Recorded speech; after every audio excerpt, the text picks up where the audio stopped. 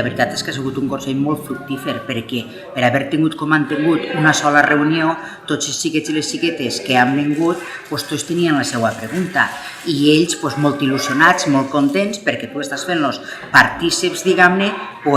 del govern de l'Ajuntament de Picassent i de Picassent. I ells la veritat és que te facin una pregunta o que te donen una proposta o un suggeriment i tu els digues, els ho expliques, com és, què anem a fer i aquestes coses se senten importants i això és el que nosaltres volem. Com a equip de govern el que volem és tindre una visió infantil dels xiquets i les xiquetes del poble, una visió diferent a la que puguen tindre els polítics.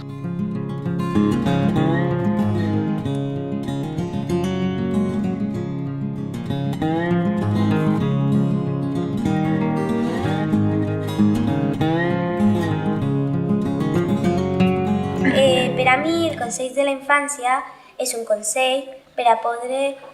millorar tot el poble,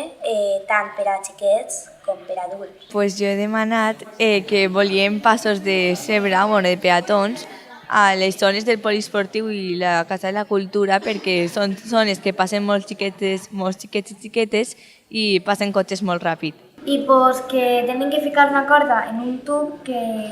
antes estava però l'any llevat no sé per quina raó.